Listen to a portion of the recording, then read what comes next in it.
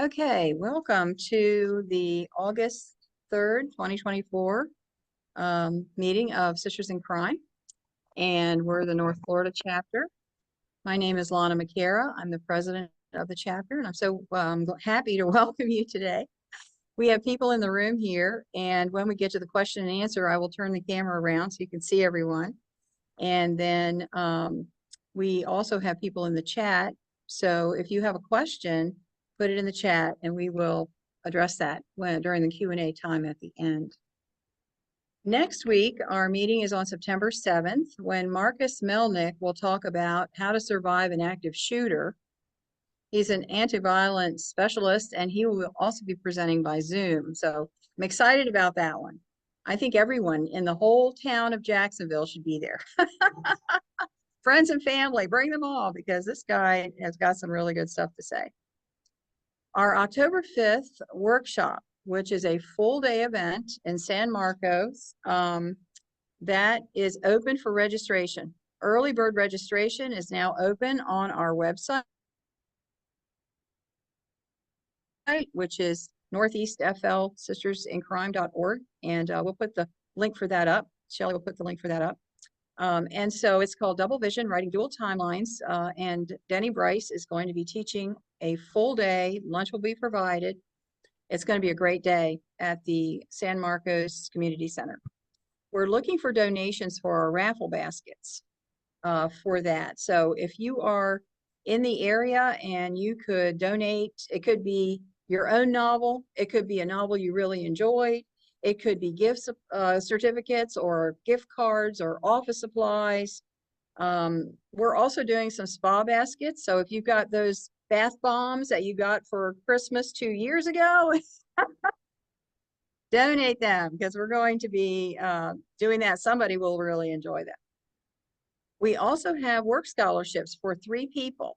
So if you would like to work the event for 50% off your registration, send us an email, let us know, and we will get you in for that. We need more help over there.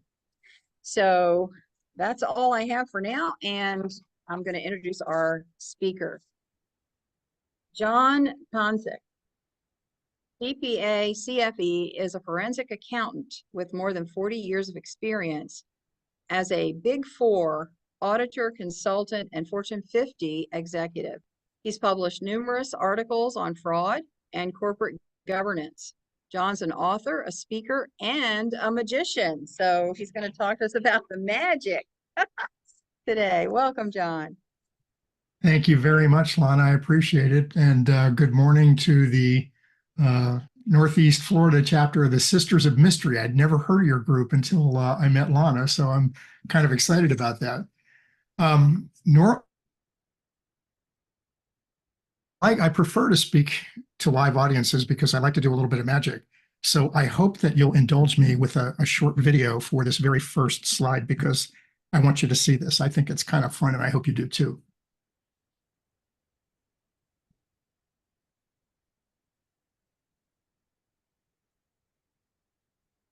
In October of 1919, the United States Congress passed the Volstead Act, better known as Prohibition. Between 1920 and 1933, when it was repealed, it was illegal to manufacture, transport, or sell alcoholic beverages anywhere in the United States. The whole country was dry, but people still wanted to drink. So illegal clubs called speakeasies popped up and thrived all across the country. My hometown of Pittsburgh, Pennsylvania, was called the wettest city in America. Wars broke out between organized crime and the bootleggers. Violence moved out into the streets. Murders and bombings were commonplace. And the little city of Pittsburgh found itself in the same league as New York and Chicago. This is my Uncle Virgil, my maternal grandmother's brother. The photograph is from a 1934 edition of the Pittsburgh Press. You may notice Uncle Virgil's wearing handcuffs. I'm sorry to say he played a part in the violence that plagued the city in those days. I'm happy to say that the law caught up with him. He was sentenced to life in prison. After serving 26 years, he was paroled from Pennsylvania's Western Penitentiary, and he came home to live with his sister, my grandmother. I was just 9 years old. Now, I adored my grandmother, and she adored me. I spent a lot of time at her house as a child. But when Uncle Virgil came to live there, things changed. Whenever he thought she wasn't looking, he tried to pull me over to the dark side. He even tried to teach a 9-year-old me how to pick pockets. For the record, I was never a practitioner. As I grew older, he realized that I wasn't going to become a criminal.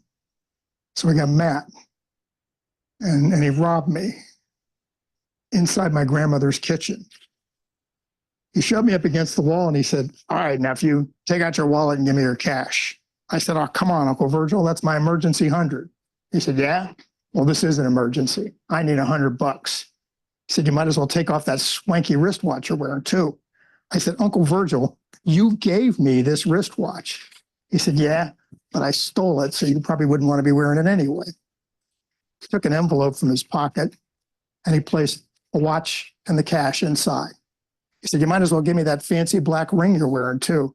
I said, "You know, Uncle Virgil, even for you, this is low." He said, "You know what, nephew? I tried to teach you some things that were going to make your life easy, but you were just too dumb to pay attention." He said, "Excuse me, too dumb to pay attention? Look inside the envelope." He looked in the envelope. Watch was gone. Cash was gone. And so was the ring.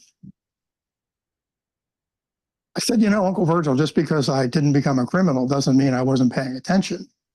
You see, the ring was back on my finger. The watch was back on my wrist. And the cash was back in my wallet."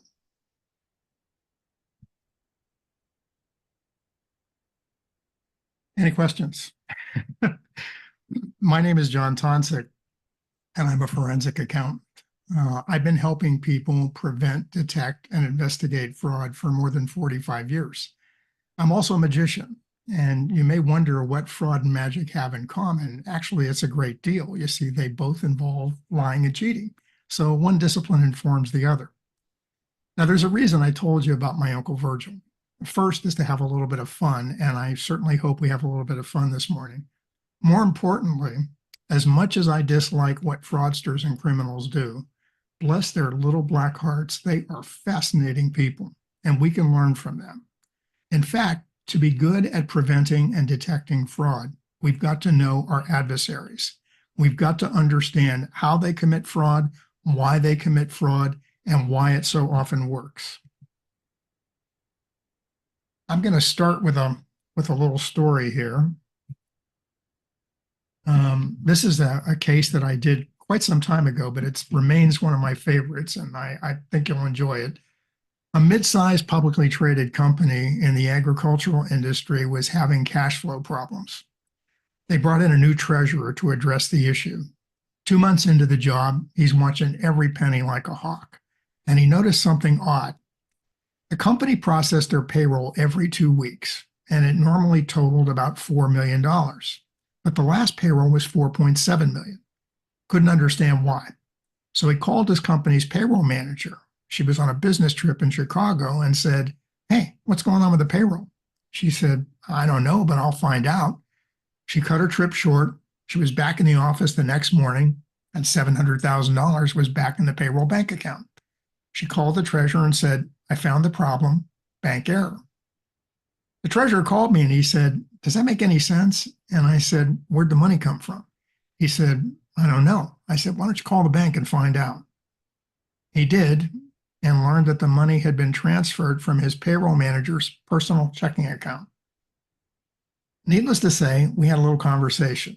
We sat down with the payroll manager and asked for an explanation.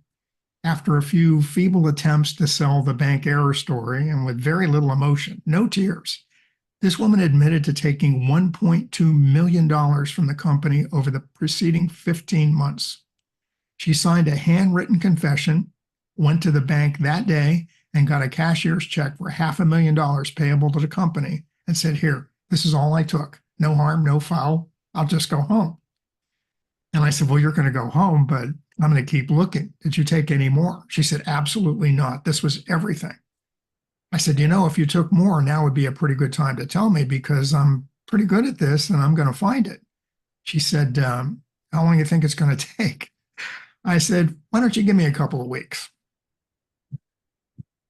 So before I go any further, let me tell you a little bit about the internal controls. The payroll manager had been with the company for 5 years. And during that time, my client had 5 different payroll systems. The current system was the first one that they brought in-house. So with the new system, she convinced management to move payroll from accounting to human resources because nobody in human resources knew anything about payroll. She also got rid of the experienced staff and hired 2 new assistants who only knew what she told them how to do. She had complete control over the system. She could change the payroll master file, which is what allows you to create paychecks. She could create and delete transactions, and she could post the general ledger, not just the payroll accounts, but the entire general ledger system. And she could do this without involving anybody else. And she also reconciled the payroll bank accounts. 0 segregation of duties. Let's talk a bit about the red flags. And boy, were there some red flags. On an annual salary of $80,000, this was back in 2001, by the way, she was making that much a year. She was the sole support for her husband and 3 young daughters. Her husband was a full-time college student with no job. She lived with her husband and family in a brand new 5-bedroom home in a very nice neighborhood near the corporate headquarters. She and her husband both drove new SUVs. She came to work every day dressed to the nines, expensive jewelry, designer clothes, Jimmy Choo shoes. I know the ladies of mystery all know what those are. She had 3 daughters, aged 13, 10, and 8. All 3 of them were in private school. She had 3 horses boarded at a local stable near her home. Anybody here have horses? Not cheap, right? So when fraudsters confess, they tend to do it in small steps. They often divulge as little as possible and only after being confronted with additional evidence. Now, at this point in the investigation, the payroll manager had been terminated, but she offered to cooperate with me during the investigation. She was determined to prove to me that she had not taken more than $1.2 million. Thoughtful, don't you think? Actually, it convinced me that she had absolutely taken more than $1.2 million. So I kept looking. Now, because of the weak internal controls, I knew I couldn't rely on the payroll system. Moving money electronically between banks is accomplished through something called the Automated Clearinghouse Network, commonly referred to as ACH.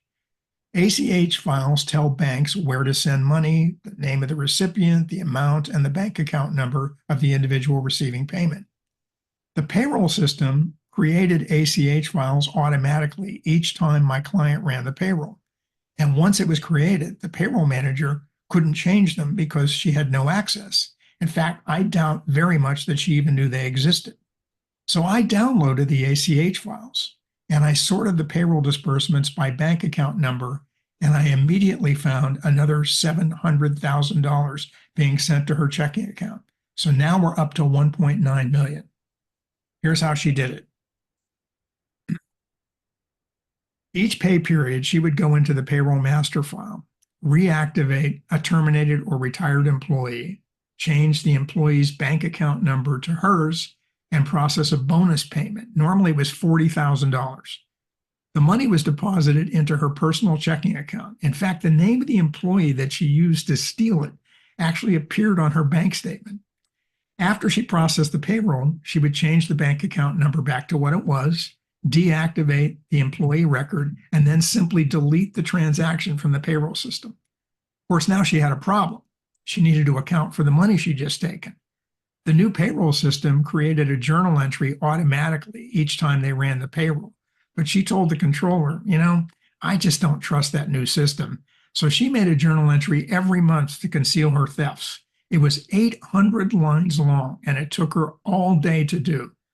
Now, because she had full access to the entire general ledger, she could spread the amount of money she'd stolen in small amounts throughout the accounting system. There was one more red flag that I did mention earlier, and actually it's quite common.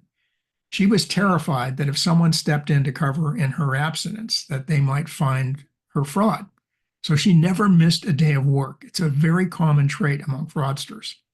Her coworkers told me that on one occasion, her youngest daughter, who was 8 years old, was sick with pneumonia. She brought that little girl to work with her and let her sleep under her desk while she dummied up that journal entry. Mom of the year, right? So in 2001, this woman is making $80,000 a year, and she's stealing $80,000 a month. The internal controls were so poor that she probably could have continued stealing indefinitely. But as is the case with many fraudsters, over time, their thefts increase in size and frequency, and as they get more confident. And when I see it, I often think about that old joke about the 4 stages of drinking tequila. Stage 1, I'm rich. Stage 2, I'm good looking. Stage 3, I'm bulletproof. And stage 4, I'm invisible. So she started feeling bulletproof and invisible and took $700,000 in 1 month. And ironically, it's the only thing that got her caught. Excuse me, I'm having a little computer issue here.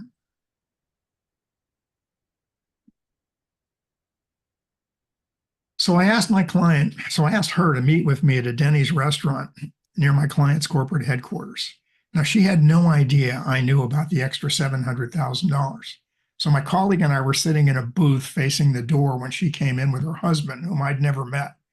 They both sat down across from us in the booth, and I looked at the payroll manager and I said, I found another $700,000.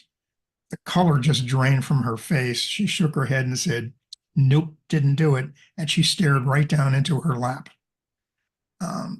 Her husband, on the other hand, was not silent. He said, I knew you guys were going to do this. He said, you're going to blame her for things that she didn't even do. I said, I have no reason to do that. I've traced the deposits from the company's payroll bank account to your joint checking account. She took the money. She looked up at me and said, nope, didn't do it, and stared right back down into her lap again. Now, my colleague and I didn't say a word. I just stared at her. In what we call an admission-seeking interview, silence tells me that they can't think of a convincing lie, so I know I'm close.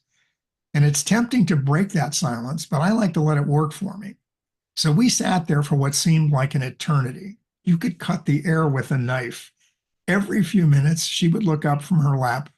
I would be staring right at her, and she'd say, nope, didn't do it, and go right back down into her lap.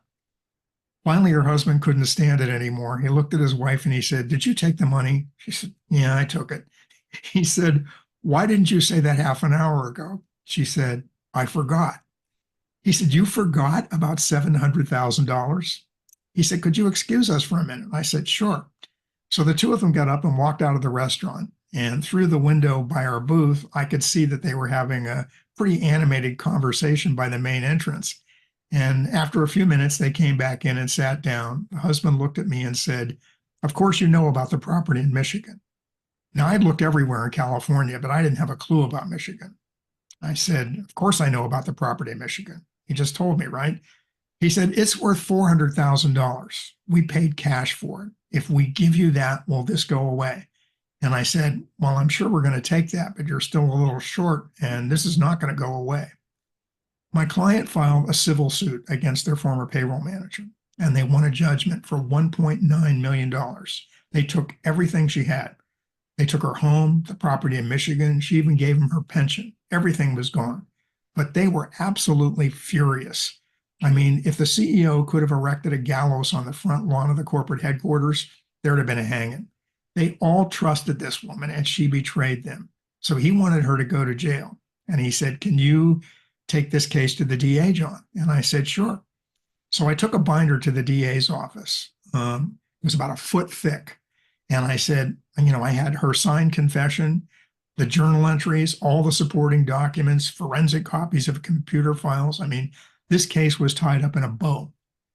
The DA liked the case, but he said, this is going to take some time to file charges. And I said, my client won't be happy, but I'll let him know, and I'll help you in any way that I can. So it's a really hot summer day in California, and the former payroll manager was moving out of that great big 5-bedroom home she used to live in, packing what was left of her life into a U-Haul trailer to move to Michigan. The neighbors noticed smoke coming out of the chimney, and they thought, surely nobody has a fire in the fireplace on a hot day like today. The house must be on fire. So they called the fire department, who arrived to find her burning documents in the fireplace. The DA's office caught wind of what happened, sent an investigator out to arrest her. She was still packing the U-Haul. He said, I'm not going to put the cuffs on you in front of your children, but you need to come with me. He walked her out to the car, cuffed her, and put her inside. Her husband followed her out to the car and said, I'm taking the girls, I'm headed back east, and I'm filing for a divorce. That was the last time she saw her husband and her first night in jail. The DA offered her a deal, 9 years in prison. That's a very long time in jail for a first offender. Most of them never see a day in jail. At 37, with 3 young daughters, she did not want to go to jail for 9 years. She entered a plea of not guilty. And the DA said, fine, if she won't take the deal, I'm going to go for everything I can. John, is there anything you wanted to see you didn't get? I said, yeah, she wouldn't give me all of her bank statements. He said, no problem. And he subpoenaed the bank. I simply started looking for deposits that I didn't recognize. I knew how much she got paid. I knew what she'd taken from the payroll system. And I started seeing these deposits in big round numbers for $30,000, $40,000, $50,000. The DA subpoenaed the details from the bank, and here's what I found. Part of her job as payroll manager was to file the payroll tax returns with the federal government and all the states that this big corporation did business in. She would overpay the taxes by $30,000, $40,000, $50,000. The refund checks from the taxing authorities came back and landed right on her desk. She took the checks payable to the company, flipped them over, endorsed them, and deposited them into her checking account. I'd found another $350,000 like this. The DA charged her with stealing $2.25 million. I testified against her at her criminal trial, and she was sentenced to 15 years in the Women's Central Prison in Chowchilla. She served more than 7. Ironically, if she had taken the deal, she'd have probably been out in 3 and could have kept an extra $350,000. She would have used the money, she could have used it to help her pay her unpaid income taxes. I probably told that story 1,000 times in the last 20 years. It's sold more forensic work for me than anything I've ever done. This case and this perpetrator fascinated me so much that I visited her while she was in prison. I wanted to film an interview with her so I could show people who don't do what I do what fraudsters look like and sound like. I mean, everybody thinks they've got horns sticking out of the top of their heads. And as you may know, they look and sound just like everybody else. In fact, many of them are quite charming, as this woman was. She could talk the birds out of the trees. It's one of the things that let her do what she did. So after checking with the DA and with her attorney, I wrote her a letter and asked to visit because prisoners have to grant you permission. And as is the case with many who end up in prison, she had burned bridges with just about everyone. She'd been locked up for about 4 years at this point and hadn't had a visit, a phone call, even a letter. So she wrote back and said, I'd love to have a visit. Now, the Department of Corrections would not let me film the interview, but I did visit and we had a very lengthy discussion. I hope nobody here has ever had to visit someone in prison. It's not a pleasant experience. You talk to anybody who's been to jail and they'll tell you they don't want to go back. Now, at the time, the Chowchilla facility held around 2,000 prisoners at all security levels, including condemned prisoners. I mean, this was not a white-collar country club. Before my visit, a letter from the prison told me that I can only bring a single car key, a little cash for the vending machines, a photo ID, some tissues, and my belt. So when I arrived, I put everything into a box. A guard made me, he wrote a list of them down on a form that he had, and I was instructed to take off my shoes, turn my pockets inside out, and then to turn in a circle and walk through an X-ray machine. They gave me back my possessions along with the form, and I walked through this door to find myself outside in the open air. So in front of me was this 15-foot cyclone fence topped with razor wire. Sign on the fence said, high voltage, do not touch. I didn't. A guard in the tower opened the electronic gate and motioned me through, and after passing through the gate, it closed behind me. And I found myself inside this large grassy area surrounded by this massive electrified fence. I walked down a concrete path about 30 yards to a second gate in the fence. The tower guard opened it, and I passed through, and it closed behind me. So I'm standing in front of a locked door with a sign that said General Population Visitor Center. A guard opened the door and took the form that listed my possessions, and he asked me to present each item as he called it off. I was ushered into a second room where another guard took the form and asked me to show each item again as she called it off. So from here, I was ushered into a visitor center, which looked a lot like a modern high school cafeteria. And they told me, sit down at table number 8. So shortly after I sat down, a guard opened a door and the former payroll manager walked over to my table. Now, the last time I saw her was in the courtroom when I testified against her. This once attractive, well-dressed blonde was now gaunt and tired looking. She had long gray hair. She smiled and told me about her prison experience. She said she served the first 2 years in a county lockup and it was horrible. She even helped her cellmate go through withdrawal from heroin with no medication or medical help at all. Chowchilla, she said, was a lot better because at least she felt safe. So shortly after she got my letter asking for a visit, her oldest daughter wrote her to say that she was graduating from high school and that she was getting married. And but for that one letter, she hadn't heard from her husband or her daughter since she was in prison. She told me she still thought about them as little children. She also told me that she'd written a letter to her father, who it turns out was in prison in Michigan for rape and robbery. She told me that she broke contact with him after he was sentenced to prison, but she said in a letter to her dad, I guess the fruit doesn't fall far from the tree. Now, prison had changed her appearance, but it didn't do much to improve her character. So before my visit, her attorney told me she'd stolen more than she had been charged with because she told him. Now, I suspected as much and I wasn't surprised. But when I asked her to talk to me about what she did, she said, well, first of all, they got me for stuff I didn't even do. So I smiled at her and said, I got you for everything. You did it. She smiled and said, yeah, I did it. I mean, it was just like that day at Denny's. So I asked her why. And she said, well, at first I did it to pay for my husband's college. I mean, you all know when you got a husband in college, that'll make you want to go out and steal a couple $1,000,000. So she said, but after I found out how easy it was and I didn't get caught, I just kind of liked the money. I asked her if she ever thought about getting caught. And she said she thought about it every day, but she just put it out of her mind. The prison authorities granted her an early release to ease prison overcrowding. She sent me a letter when she got out and asked me if I thought she could pick up some speaking gigs. And I told her I was sure that she could because people like to hear from convicted criminals. And I said, I'll help you get started if you want, but I never heard from her again. Now, the story I just told you is unique, but these things happen in business every single day. And I can't tell if you've got questions coming up here or not, but if it's okay, I'll wait until the end and I'd be happy to answer any questions you'd like. So let me go to, let's start by talking about the definition of fraud.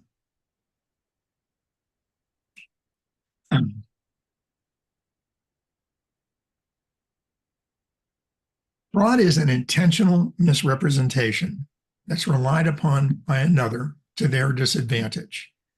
There's no such thing as an accidental fraud.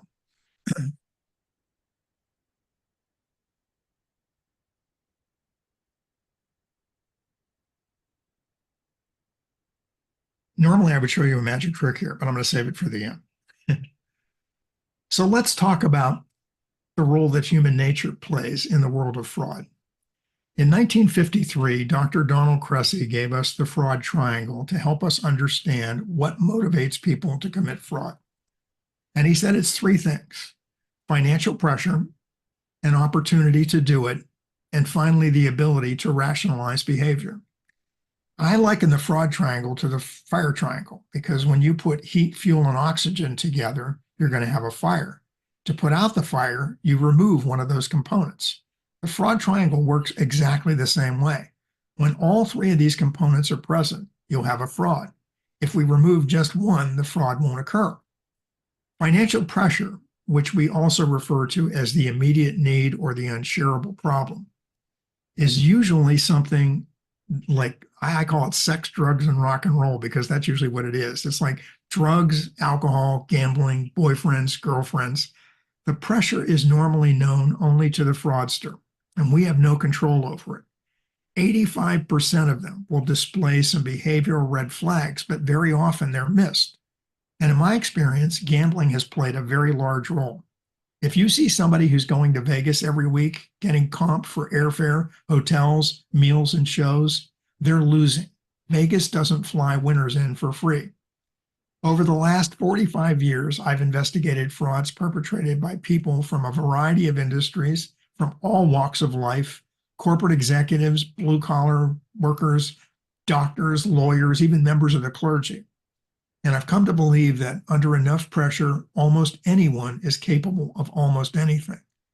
Combined with opportunity, it doesn't take much for fraudsters to find a way to rationalize their behavior.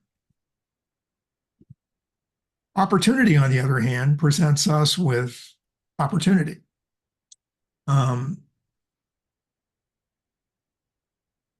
Because that's where the internal controls come. Even fraudsters who don't know anything about internal controls will find weaknesses that they can exploit. So that's what I use when I'm doing a fraud investigation, is I look for those control weaknesses. How would I do it? The same way that burglars might case a home before they break in.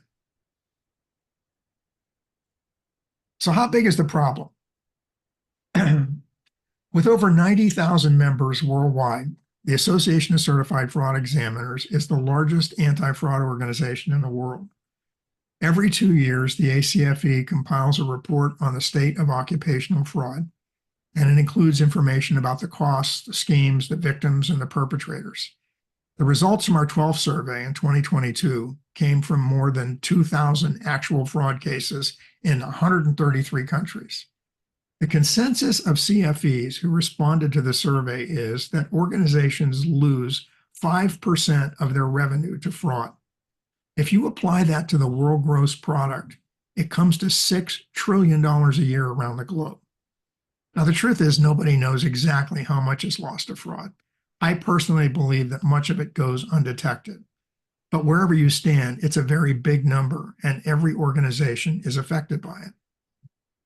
How it happens. Asset misappropriation accounts for 86% of all fraud cases. These are frauds that involve thefts of cash, inventory, equipment, and information. The median loss in the last survey was more than $100,000. Corruption, which consists of bribery, kickbacks, illegal gratuities, conflicts of interest, is involved in half of all the frauds. The median loss was $250,000.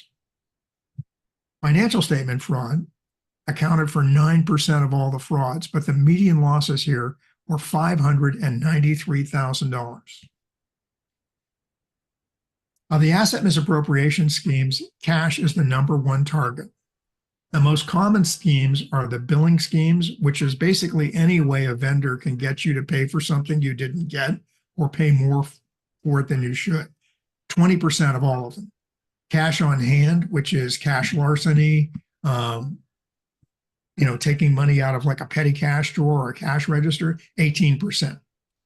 Check payment and check tampering accounts for 10%. Expense reimbursements account for, excuse me, my chime is going off and it's a bit distracting. I hope you can't hear that. Sorry, I inadvertently sent you away. Let me get right back to it.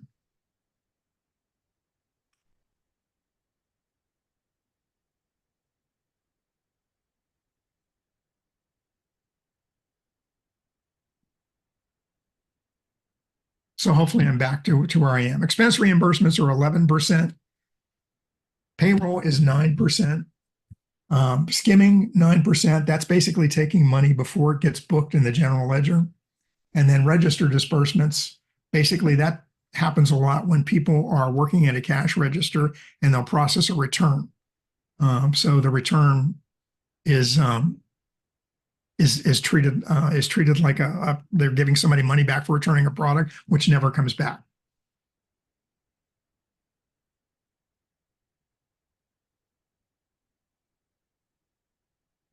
Corruption. Corruption accounts for 50% of all the fraud that happens. And it wasn't that long ago that it was only about a third. And it now plays a role in almost half of all the frauds. It's become the primary way that people use to steal money. And I think some of this actually reflects the fact that the fraud survey is now global, that we're accounting for frauds all over the world. When we first did it years ago, it was all domestic, and it accounted for about a third. But it's the preferred way of doing business once you get outside of North America. And it's particularly a problem in South America, in Asian countries, and places in Africa. So financial statement fraud. Though it accounts for only 9% of all the frauds in the survey, financial statement fraud produces the greatest losses. This is a crime that's typically committed by somebody in the corner office. Big egos, enormous financial incentives, particularly publicly traded companies, are key motivators. Almost everything we do to minimize financial fraud is in response to legislation that was enacted as a result of a crisis. So in the US, for example, the stock market crash in 1929 resulted in the Securities Act and the creation of the SEC. The Wall Street meltdown of 2001 resulted in the Sarbanes-Oxley Act. And the subprime mortgage crisis in 2008 gave us Dodd-Frank. But regulations are not magic, and failures persist. Some recent examples. Elizabeth Holmes claimed that Theranos had developed a technology that would revolutionize blood testing. In 2014, their stock was worth $10 billion. The technology didn't work, but no one except for a handful of insiders seemed to know that. And in 2018, the company dissolved. Investors lost a fortune. And just last year, Elizabeth Holmes began an 11-year prison sentence, joining her former chief operating officer, Sonny Bolwani, who's serving 13.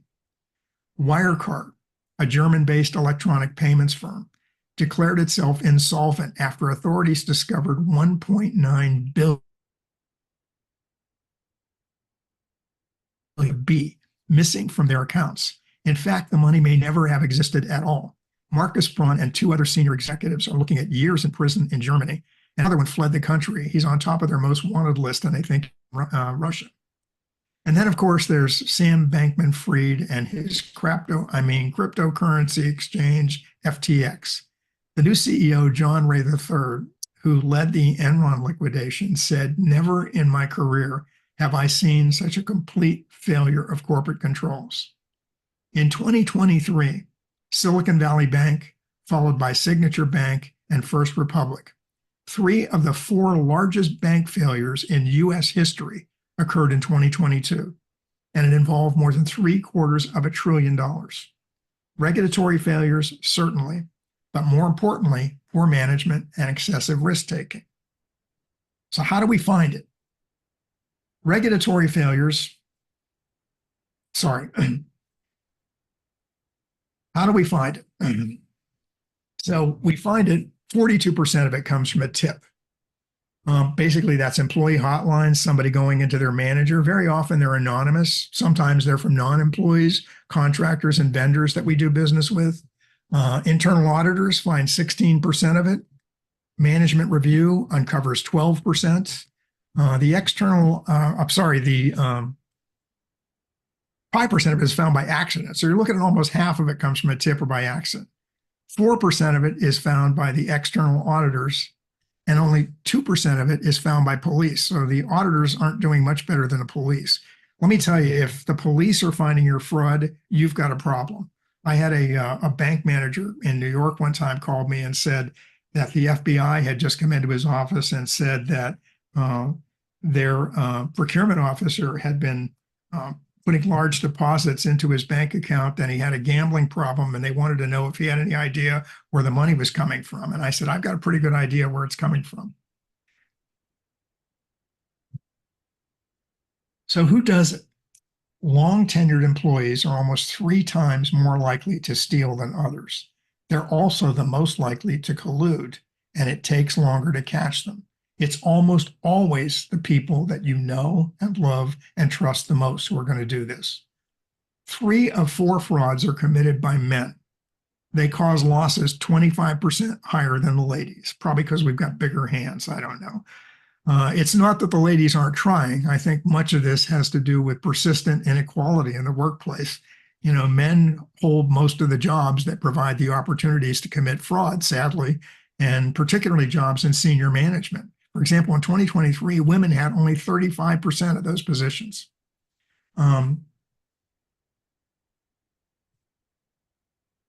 Age. People between the ages of 31 and 45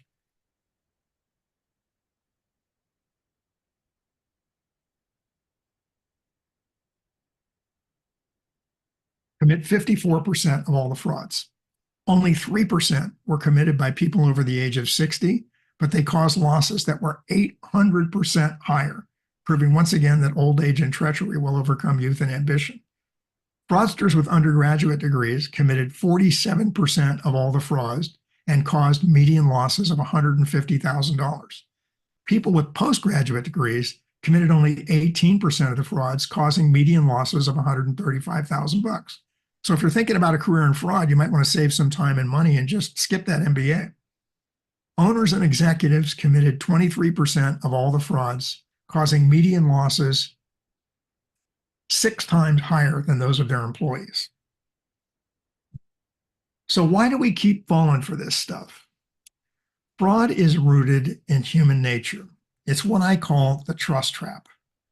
Over the course of human history, society advanced and prospered through cooperation and trust. It's an essential component of civil society. It's what allows us to drive down a 2-lane highway at 60 miles an hour. If we didn't trust the person traveling in the opposite direction to stay in their lane, we'd all stay home. People want to believe, they have to believe that they can trust each other. Some have even theorized that our bodies produce a hormone called oxytocin that makes us desire trust. And yet, in the absence of trust, there can be no fraud. It's the primary tool of every fraudster. The desire to trust is part of human nature, and for that reason, fraud is always going to be with us. We can't eliminate it, but we can do better. So I'm going to give you some tips.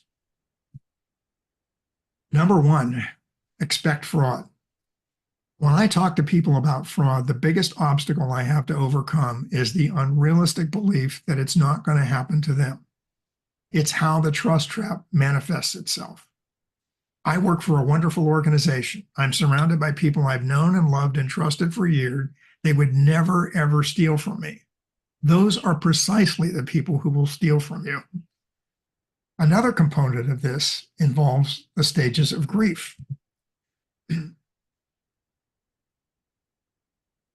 It makes it difficult for us to accept the fact that we become fraud victims. In 1969, Elizabeth Kubler-Ross authored a groundbreaking book called On Death and Dying. She was a Swiss-American psychiatrist. Anyone here read it? Nobody gets out alive, and all of us are going to deal with this. So in the book, she theorized that people go through 5 stages of grief when they're confronting their own demise: denial, anger, bargaining, depression, and acceptance. So after working with fraud victims over many years, I began to realize that they experience those very same stages of grief. Most of the time, I don't meet my clients until they know or suspect they become fraud victims. Typically, it's early in the grief cycle, and helping them work through it is often challenging. Sometimes the denial is so strong that they can't even accept it when they're confronted with the evidence. Expect fraud to happen and be open to the possibility. Number 2, assess your risk. You don't have to be a forensic accountant or a fraud examiner to do this. In fact, you know your business better than anybody does. Look at it the way a fraudster would look at it. What have you got that somebody else would want? If you were going to steal it, how would you do it? And I think you'll find it a valuable and rewarding experience when you go through this exercise. Know who you're hiring. Do background checks. It's stunning to me how many people don't do them or do them poorly. In February of 2023, Resume Builder surveyed 1,250 Americans about what they lied about when they were looking for a job. I assume this was an anonymous survey. 72% of the respondents admitted to lying on their resume, and the most common lies were about education and experience. Now, I'm going to give you an example of a lie like this, and it was a lie of omission. I've been telling this story for years, and I swear I couldn't make something up this good. James Minder was on the board of directors for Smith & Wesson, the firearms manufacturer, and he'd been there since 2001. So shortly after announcing his promotion to the board chairman in 2004, the Arizona Republic published an article revealing that he'd spent 15 years in prison for robbing banks and drugstores and jewelry stores with a sawed-off shotgun. Hopefully it was a Smith & Wesson, right? How's that for a product endorsement? When our board chair pulls a job, he swears by Smith & Wesson. He never disclosed it to Smith & Wesson because nobody asked. One thing further, consider a fidelity bond. And that's something that you can get through your insurance company for employees that handle sensitive assets like cash, people who work as cashiers, people who are your controller, your bookkeepers. You can buy this insurance and they'll cover the loss. Many times they'll even pay for the cost of an investigation. Internal controls. It's impossible to eliminate fraud. It's job security for people like me. Having said that, there's an important step that you can take to minimize your risk. Over the past 4 decades, I've conducted countless fraud investigations. And in my opinion, each one of them could have been prevented or detected sooner through effective internal controls. 2 weaknesses play an outsized role. In fact, I've seen one or both in every asset misappropriation I've ever investigated. They're so significant, I call them the terrible two. Inadequately segregated duties, places where one individual can initiate and complete a transaction without getting anybody else involved, and meaningless approval. Reviewers who sign their name or enter a keystroke on a keyboard without thinking about it, and it's very, very common. Having a plan. Having a plan to deal with fraud before you have to do it is very helpful. Without guidance, victims tend to make a lot of mistakes early in the process. Often those mistakes make it difficult or even impossible to learn the truth and hold the people who did it accountable. 2 of the biggest mistakes I see are confronting the perpetrator before they know what's happened and who's involved. Frauds are almost always bigger than they seem at first. There may also be others that are involved in the crime. You need to do your homework before you start talking to the wrong people. The second biggest mistake is to call the police immediately. They often don't respond. If they do, they often don't have the right resources to investigate properly. Also, DAs and U.S. attorneys tend to be reluctant to prosecute these cases because they're extremely difficult to explain to a jury. And the burden of proof in a criminal trial is very, very high. I think the average juror in the United States has a high school education, which is actually beyond what the average American is at. 60% of U.S. adults cannot read at a 6th grade level. That puts the average daily newspaper well beyond their reach. So when you try explaining white-collar crimes, which are often very complex, even for people who are familiar with business, it's a challenge for DAs, and that's why you don't see as many white-collar criminal prosecutions as you should. And when they do go to trial, they tend to be charged with much less than they actually did, because the DAs and U.S. attorneys who get promoted and reelected by winning cases only present the charges that they know that they can convince a jury of. Okay, so before I go to questions, I want to share one last thing with you.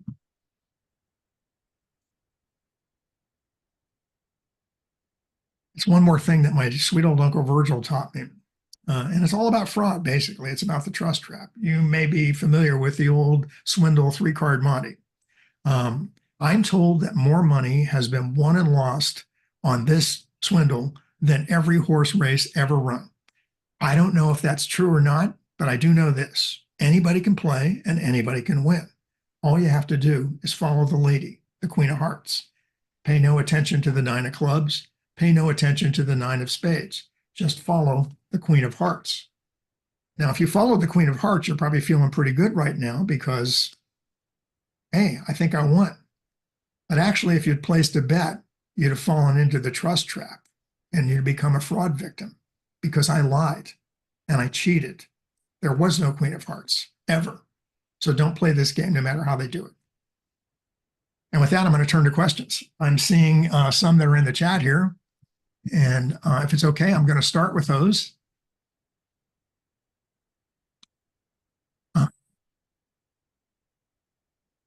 Pepper, I hope I made you happy. And Shelley, I hope you made you happy because I did in fact do a trick. So financial crimes are fascinating. I was always afraid that people would not be interested in these things because they tend to be a little dry and mundane. But what I've learned is that when you tell people stories and you get involved in the human aspect of it, which to me is the most fascinating part of fraudsters, you know, why do they do it? How do they do it? And why does it work on us? I'm actually writing a book right now called The Trust Trap.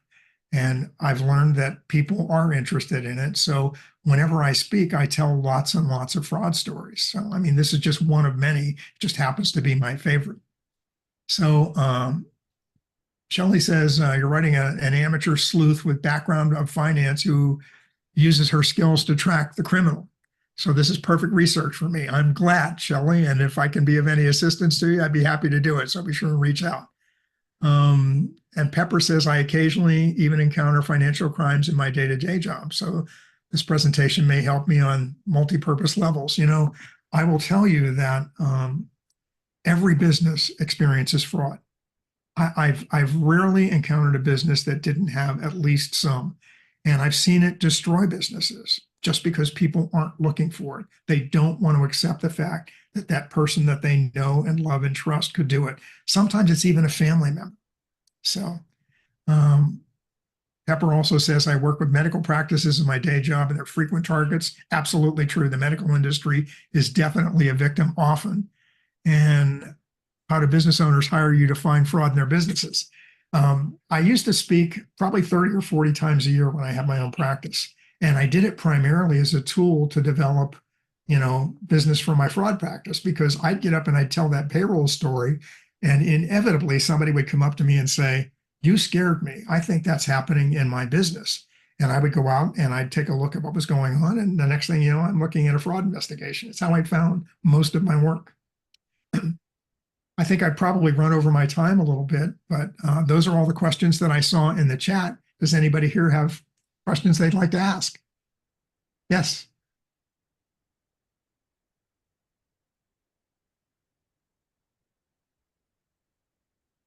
I'm not hearing you. I'm not hearing you. Is it muted by any chance? I'll bet it's muted. That's the most popular thing that you hear on Zoom calls, right? You're on mute. Okay, hold on. Now I can hear you. Now you can hear me. Okay, this is extremely interesting. I've taken lots of notes myself. The only thing that I don't think you've mentioned is Medicare fraud, and that's a big part of the book that I'm working on, Medicare fraud. My first question is there a reference source, one place that I could go other than Googling, you know, get lots of articles, but one reference source that you would recommend? Yeah, yes. First of all, fraud. I say that Medicare fraud is a massive problem, and there are many types, by the way. There's a resource that you can go to. If you go to the website of the Association of Certified Fraud Examiners, every 2 years they publish what's called the Report to the Nations, and it compiles statistics on the amount of fraud by type, the volumes, you know, how much money was stolen, how they did it, the perpetrators, you know, basically sort of a 15,000 foot level view of fraud overall. It's a great place to start. Great. Much Medicare fraud, everybody has a tendency to think, oh, it's all the people who are receiving Medicare. And actually, the truth is most of it is providers who do it. I mean, they're doctors and hospitals and healthcare organizations that submit fraudulent billings for Medicare. And that those are frauds that have been massive in size, just gigantic. Millions, yeah. Yeah, I'm glad for this reference here. I know that Medicare fraud is massive, and for a while, the mafia was big time in it in South Florida. I've got several newspaper articles, but you give me a good resource here. Thank you. My pleasure. I hope you find it useful. My mother owned an assisted living facility, and she would send trusted employees to go to Costco to buy groceries. And then she found out that one of them was buying her own groceries along with the home's groceries. And it all went in the same check. She would send a signed check to Costco, and then the person would fill out the amount and then bring her own groceries home. Yeah. It's so common, and sadly, most people who are in business don't even think to look for it, because you work with people and you become friends. You know, that oxytocin kicks in. You want to trust them, you like them, you have fun, you talk at work.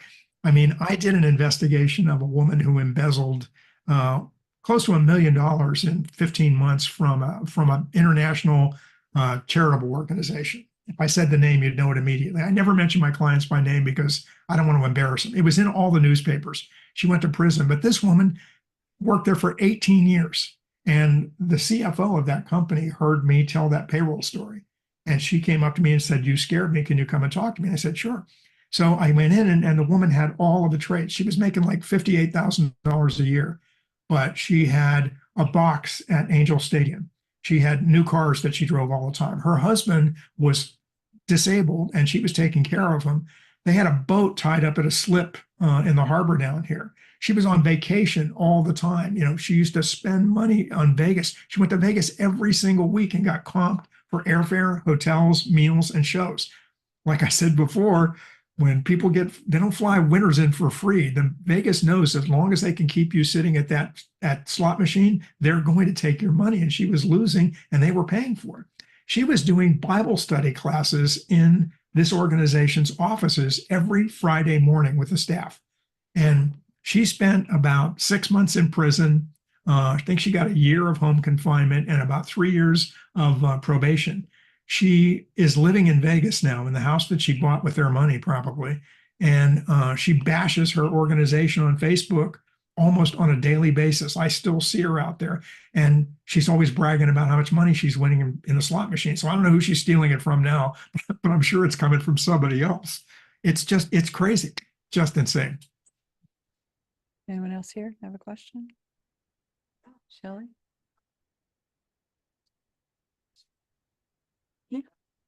Yeah.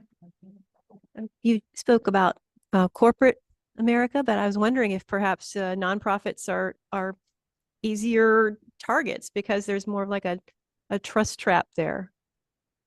It's an excellent point. And by the way, all the statistics I gave you apply to businesses of every type. But nonprofit organizations, and I've investigated a significant number of nonprofit frauds, and here's why I think that happens.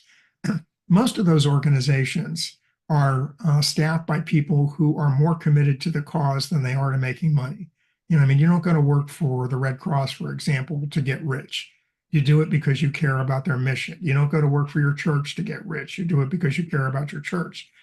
They tend to pay lower salaries, and they tend not to get the same kinds of people that you might find in corporate America. So very often they lack the education or the skills that they need to do what they have to do. Board members, who are often responsible for managing the organization, are volunteers. You know, they don't get paid. They're just giving. How do you beat somebody up for not volunteering hard enough? Consequently, they don't understand the basic internal controls that are necessary. A lot of them are audited, but I will tell you, as you saw in that statistic, auditors rarely find fraud. In fact, there's an organization called the Public Company Accounting Oversight Board that was created as a result of Sarbanes-Oxley. They monitor the work of all the big accounting firms. They test their audits every year. They do audits of the auditors of their work papers to see how they're doing. The last time they did it, half of the audits they tested did not pass muster. They were substandard, and they said that the auditors didn't do enough work to justify the opinions that they had. They almost never find fraud. And So you can't rely on that. It really does come down to the organization itself, to internal controls and having people understand it. You can teach people that, by the way, but it's not common in nonprofits, and consequently they get victimized frequently by this. So it's something to look out for. It's an excellent point. First of all, I've been fascinated with every word of your presentation. Now, I don't know if you could see me, but 55 can. years ago and 55 pounds ago, I was a magician's assistant. Ah, okay. Yeah, You were a Raymond. box jumper. I've been levitated, cut in half, disappeared, reappeared. Raymond the magician up in Northeast. Anyway, misdirection is a major element of magic. Do you ever have these people that you find try to aggressively or try to direct you to another person to blame it on? Just curious whether they even bothered to do that. Yes, you are. And actually I include more about this in a component of another speech that I do that's actually tied to another trick. I mean, I was a magician long before I was a forensic accountant. I started doing magic when I was about 7 years old, and I just loved it. And one of the hardest things for me to learn as a magician was to look people in the eye and tell them these great big fat lies with a straight face. Fortunately, I overcame that shortcoming, but it's just something that all magicians do. Whenever you see a magician do a magic trick, as you know, as a former assistant, they're lying and cheating. When I got into fraud, actually, when I started in accounting, I mean, I had no idea what I was going to do. My dad told me, if you want to go to college, when I was in high school, he said, you better get a scholarship because I'm not sending you. So I enlisted in the Navy after I got out. And when I got home, I put myself through college, and I had no idea what accountants even did, but it sounded like a good way to make a living. So turns out I was pretty good at it. Got hired by Coopers & Lybrand, one of the biggest on the planet. And I found the work boring and uninteresting. So I moved to California with my family, and I went to work for a small CPA firm there that did nothing but fraud investigations. They did receiverships. I mean, the people that I worked with were just criminals. They got up every morning with the intent of stealing as much money as they could from anybody that they could get to take it from. And I looked at them and I was stunned by the similarities between them and magicians, because they would look people in the eye and tell them these great big fat lies to get them to give money. And I thought, I understand these people. I think I'm a forensic accountant, but it's how I got in. What they do is exactly the same thing that magicians do. When people see a magic trick, they voluntarily suspend belief for a while. When a magician makes something vanish, do people actually think it disappeared? No, of course not. You don't see people levitating, but they want to be entertained. Sleight of hand and misdirection make that magic happen. It lives inside of our minds. I mean, it only works because people are so smart. We generalize our experiences. We draw conclusions from our assumptions. Magicians manipulate those assumptions through sleight of hand and misdirection, which a layperson might call. That's exactly what fraudsters do, except they're not trying to entertain us. They want to steal our money, and they're very, very good at it. Many of the same techniques. I love that question. For nothing else, let me talk about magic a little bit. Thank you.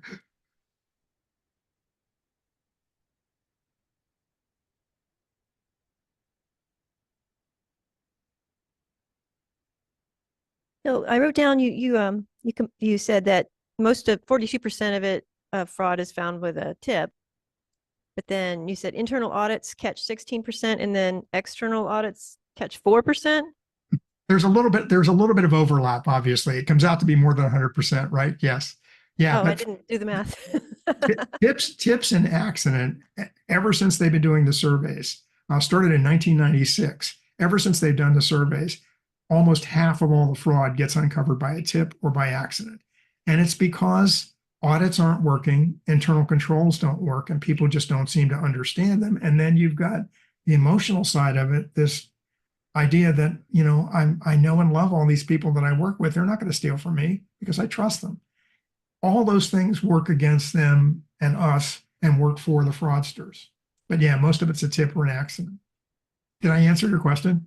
Well, I was wondering the difference between internal audit and external audit. I mean, obviously one's on the internal, but so an external audit would be someone hired like you, right?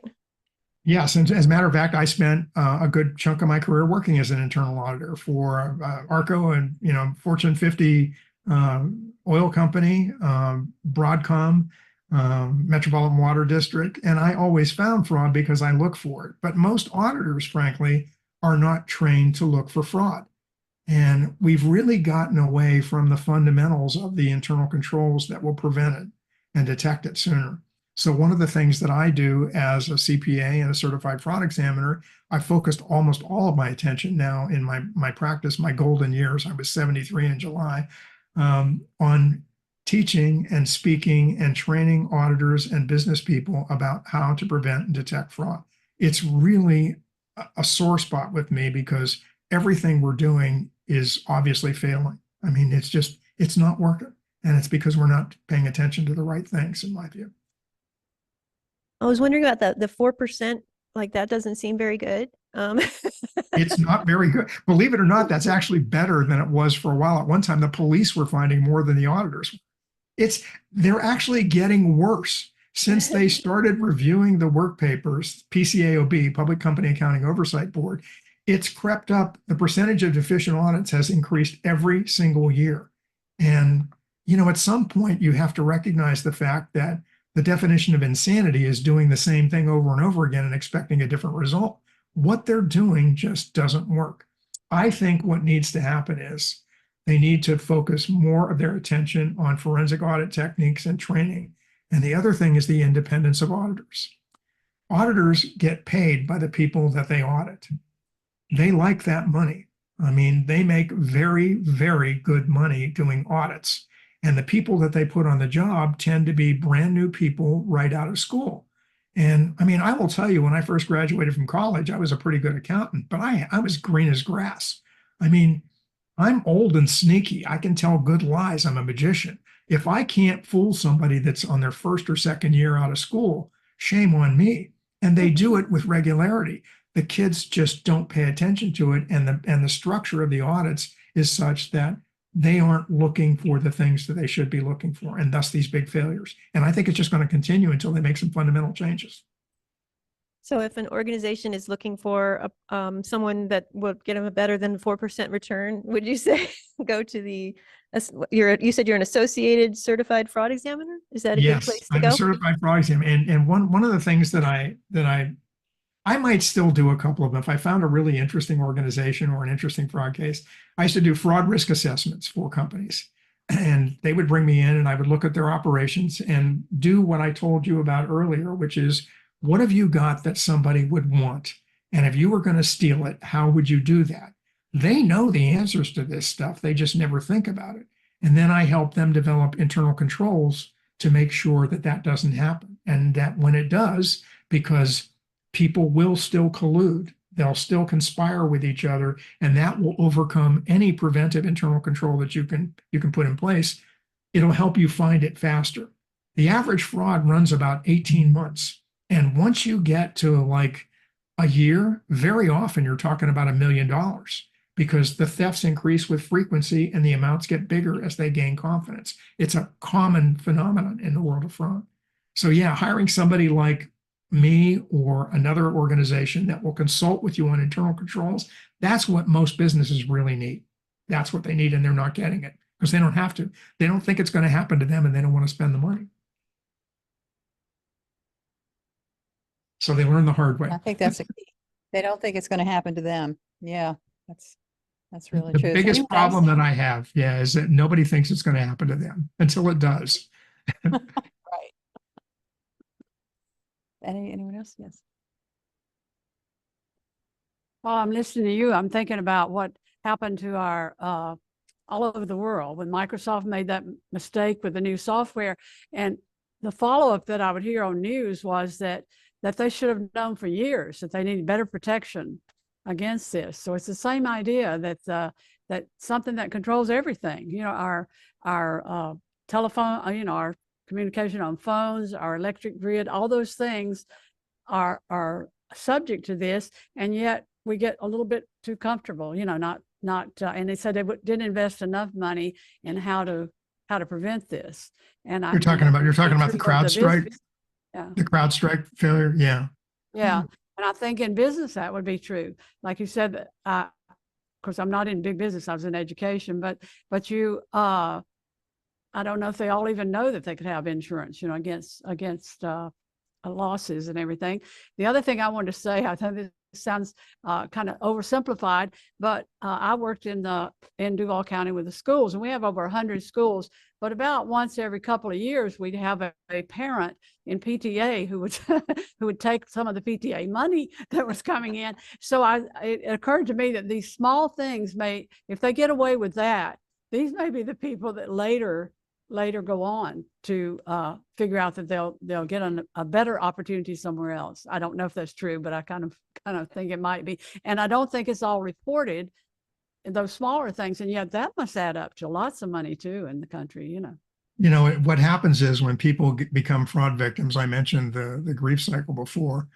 Number one, they're shocked. They've been hurt financially. They've been hurt emotionally. I mean, how many of you have had someone close to you, a friend or a family member, maybe betray a trust? It hurts. And they're embarrassed and they're ashamed by it. Sometimes they're embarrassed just because they indulged in that most basic of human emotions to trust somebody. We want to do it. We can't help ourselves. That's what they use. To your point about why don't we build the controls in place? In my experience, people don't change unless they're more uncomfortable where they are than where they need to be. It takes a disaster for somebody to want to do something. I've gone into organizations, big companies, and investigated fraud after fraud after fraud that occurred for exactly the same control deficiencies every time. I always tried to tell them, look, if you take these corrective actions, you can stop this from happening. But they don't listen, and they're happy to pay me to investigate. And I was happy to take their money under those circumstances. It's not like I was hiding something from them, but it's sort of like telling somebody, when the doctor tells you, okay, John, you need to lose 5 pounds, and you don't do it. And you go out and have a cheeseburger and say, that doctor sure is smart, but I'm not going to change my ways. Nothing's going to happen. Next year, he's going to tell me I need to lose 10. And it's a common human trait. That's what we do. Until we're more uncomfortable where we are than where we need to be, nothing happens. And that's true in business and fraud and everything else in my experience. I don't know. Do you feel the same way? I had one more. I suspect that you could catch a lot of embezzlers by just surveying their Facebook Oh, I use social media all the time. accounts and what they post when you see their little life of Raleigh. Yeah. Thank you. Is that an issue, or do companies do that? I know they can check your posts. Just curious. It's absolutely a technique that fraud investigators and fraud examiners use is social media. I had a guy who was purchasing parts for the organization that he worked in. It was like a maintenance facility. And he was out buying tools and all of these, big pieces of equipment on the company credit card. And he should have been going through their procurement department. They should have been buying this. So he's buying all this stuff and expensing it. And I thought, why aren't you using the procurement department to do this? I went to his Facebook page and found out that he was selling the stuff that he was buying. He would go to Home Depot, buy some great big, generator, and the next day it would show up on his Facebook page and he's selling this stuff. I mean, and that was so I had the evidence, you bought this, here it is on Facebook, and what'd you do with the money? We got you. And he got fired for it, but the information's there, but nobody paid attention to that. That would have been one of those red flags. So yeah, crazy. Yeah. But fascinating, aren't they? I mean, bless their little black hearts. I just love these people. It's the reason that you are the Sisters of Mystery, because you like talking about people who do bad things, right? Yeah, that's why we're here, actually. Yeah. Are all of you authors? Have you all written books or writing books about this? Everybody that has a book out, raise your hand. Or a book on the way to being out. I guess that would be. And Shelley, yeah. I just thought of something I wanted to tell you. So I'm writing a book about an amateur sleuth who's trying to track down money, and I wasn't sure how one would do this. So I tried asking AI, like Bing, I think Copilot, and like, how would a fictional character embezzle money from an organization? And Bing was like, I'm sorry, I cannot tell you that. Well, actually, it's funny because that just goes to show you the flaw in AI. I think that it's good for people to talk about that and think about this. This is how you prevent it. It's like when burglars case a house, they're looking for open windows and unlocked doors because they don't want to work too hard.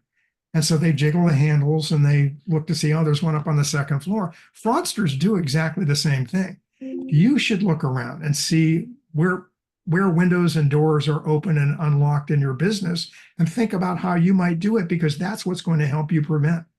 So I think AI, that's just another place that AI falls short in my mind.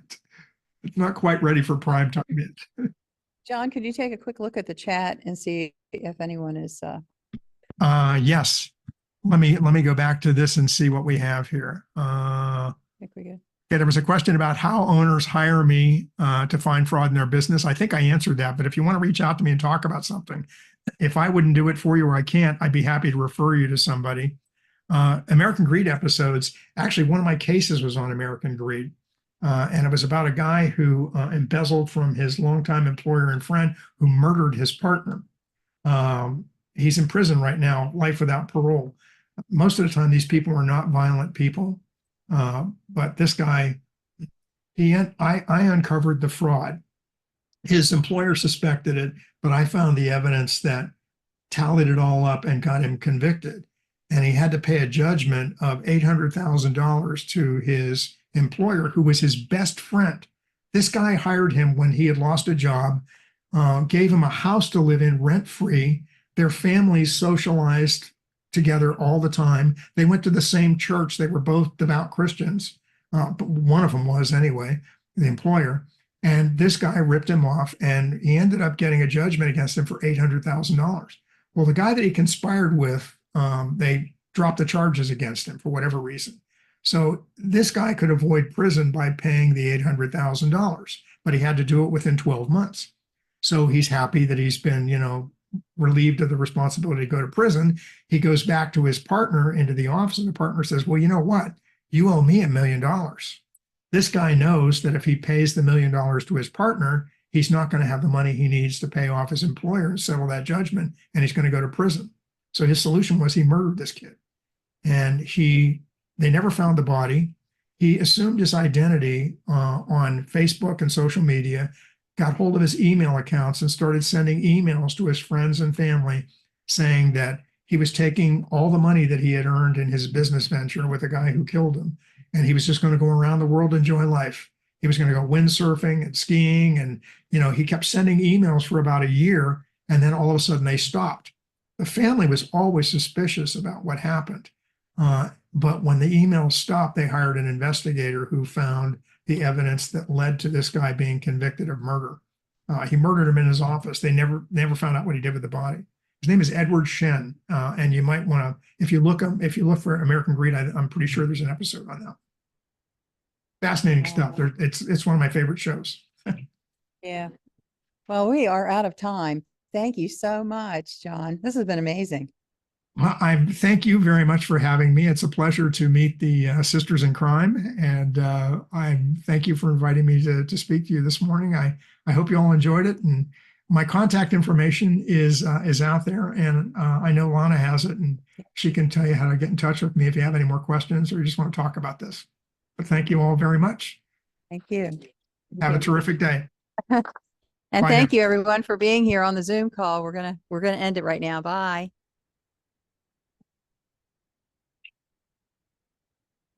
Bye.